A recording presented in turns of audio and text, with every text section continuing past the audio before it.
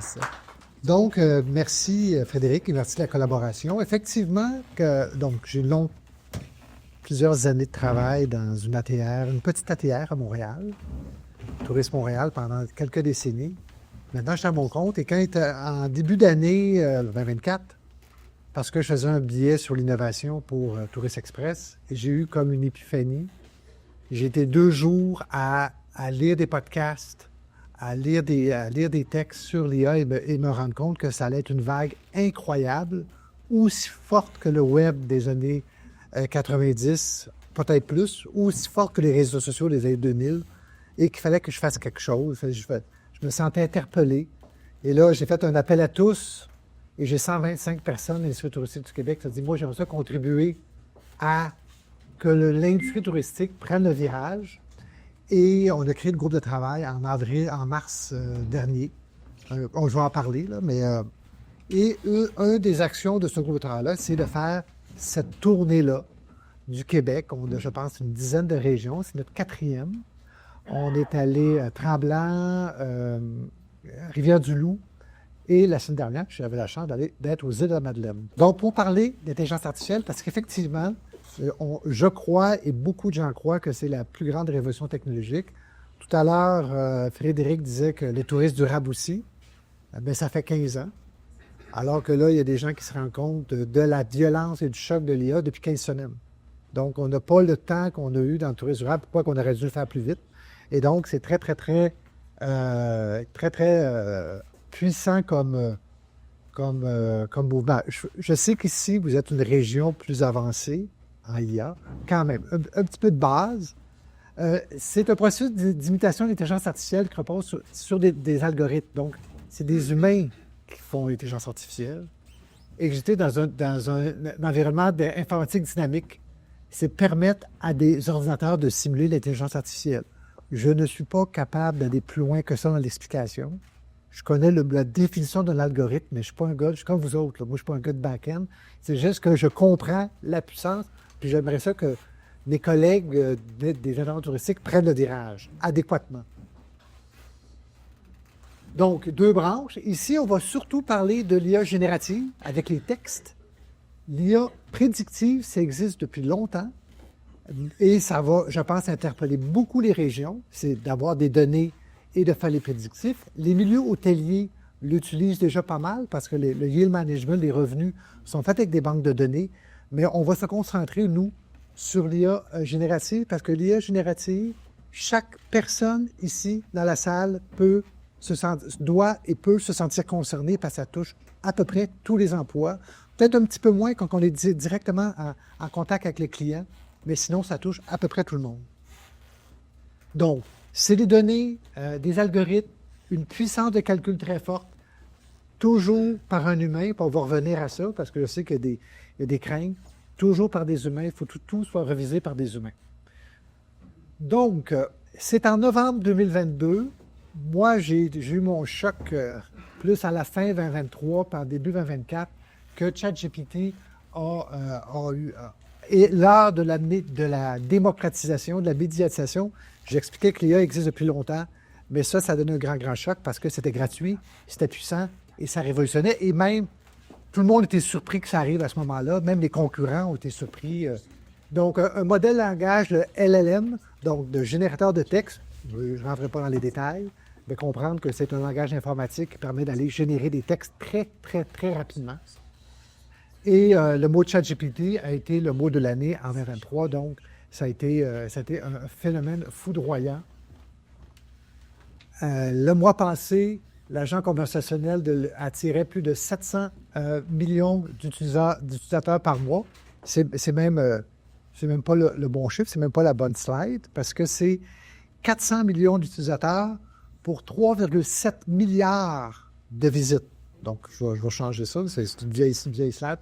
On est déjà rendu à 3,7 milliards de visites. Ça, c'était le chiffre d'il y a quelques mois, 700 millions. Vous voyez la vitesse, à quel niveau ça va. Aussi important, on parle beaucoup de comment ça change le travail, mais nos clients vont sur l'IA générative. Je dirais surtout les clientèles internationales.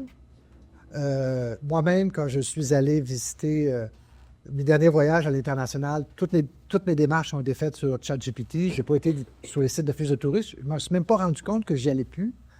Et même maintenant, au Québec, des régions que je connais moins, je vais maintenant toutes faire mes démarches de séjour, les restaurants, sur ChatGPT. Donc, c'est un grand défi pour les intervenants touristiques. Donc, oui, dans votre travail, mais comment on va nous retrouver sur ces outils-là, ChatGPT, Gemini, etc. Aux États-Unis, 90% des entreprises ont une démarche structurée IA ou le prévoient d'ici la fin de l'année. 90% ont une démarche corporative pour les employés. Au Québec, 5 à 10%. En tourisme, je ne suis pas sûr qu'on est à 5%. Donc, nos concurrents, américains, ontariens, probablement même français, sont beaucoup plus avancés que nous dans l'intégration structurée de l'IA, même s'il y a beaucoup d'individus. Et quand on laisse une exception par rapport aux autres régions qu'on a visitées, sont beaucoup moins utilisés qu'ailleurs dans le monde. Vous avez tous vu ça. Qui a déjà utilisé ChatGPT ou un outil semblable? Les 3/4. Aux îles de la Madeleine, c'est l'inverse. Il y avait juste 25% des gens qui avaient vu cette interface-là, ou l'équivalent. Ici, c'est 75%. Quand on était à Mont-Tremblant, c'était 60%. Donc, effectivement, ça paraît quand une région s'occupe de ses membres et fait les choses de façon très active. Donc, si vous l'êtes, vous savez ce que ça peut faire. Hein? Ça peut augmenter l'efficacité, intégrer un chatbot dans l'utilisation de votre organisation, de votre entreprise, sans que ça coûte des fortunes. Pour un territoire, c'est un peu plus compliqué. C'est le meilleur outil pour vaincre le syndrome de la page blanche dans tout ce que vous faites comme écrit. Établir des stratégies, évaluer en temps réel les besoins et attentes du public, la question des questions des reviews, questions et commentaires, je le fais souvent. Si je veux savoir qu'est-ce que les clients ont pensé d'un établissement, je le demande, puis il va nous sortir tout le résumé des commentaires, la traduction en temps réel, il peut faire vos descriptions de tâches, vos horaires. C'est presque infini en termes, c'est votre créativité qui décide de ça. Donc, de créer du contenu personnalisé pour chaque voyageur. Maintenant, on rentre à ce niveau-là, en analysant les préférences et les comportements. Les algorithmes peuvent recommander des destinations, des activités en fonction de micro-niches de façon très, très, très, très rapide et flexible. Mais il y a des défis quand même importants pour l'industrie touristique auprès de 300 répondants l'été dernier. Donc, contrairement à la région ici, je pense que c'est encore le reflet de l'ensemble du Québec. À peu près 70% des gens ont peu ou pas de connaissances. Ils ont été sur ChatGPT ou Gemini, mais ils le connaissent peu. 4% se considèrent à niveau avancé. Et dans nos sondages, trois grands besoins ont été identifiés. L'accompagnement, donc une fois qu'on était, oui, mais comment je vois à une autre étape, l'accompagnement, la formation, et aussi qu'on nous offre des comparables et des bonnes pratiques de concurrents ou de d'autres destinations qui font des choses intéressantes. D'ailleurs, on va reparler des travaux du groupe. Donc, où est utilisé l'IA? Ça, c'est selon nos collègues intervenants touristiques du Québec, évidemment, la rédaction et communication, le marketing, intelligence d'affaires, les services clientèle et l'analyse de données. C'est les principaux, mais on voit tout de suite, c'est la rédaction et communication, c'est le plus simple, le plus facile et le plus convivial comme outil. Bénéfices observés, amélioration de l'efficacité. J'ai rencontré une intervenante des îles de la Madeleine, puis je le comptais ce matin, qui me disait qu'après 3 mois d'utilisation de ChatGPT gratuit, de façon gratuite, elle a passé de 60 heures de travail à 40 heures de travail. Une entrepreneur qui était seule l'hiver avec 4 employés l'été, elle a trouvé 20 heures de travail par l'utilisation de ChatGPT, qui était à la fois son adjoint administratif et son conseiller stratégique. La dernière étude de Harvard a montré que c'est une augmentation de la productivité de 40 %. C'est un mix de réduction de travail et d'augmentation de qualité. 40 %. Qui peut se permettre de ne pas économiser 40 %? Et tu sais, les gens me demandent, est-ce qu'on risque de perdre notre job avec l'utilisation de l'IA générative? Non, vous ne risquez pas de perdre votre job. Mais vous allez risquer de perdre votre job fortement si vous ne l'utilisez pas. Parce que qui, dans un an, va vouloir quelqu'un qui est 40 % moins productif que son collègue? Il y a aussi des préoccupations. Les obstacles, manque de compétences, difficulté à comprendre, précautions concernant la confidentialité et la sécurité des données, la fiabilité des réponses, des hallucinations, il y en a encore. On nous dit que les prochaines versions, il y en aura moins, mais il y a encore, donc il faut toujours réviser par un humain.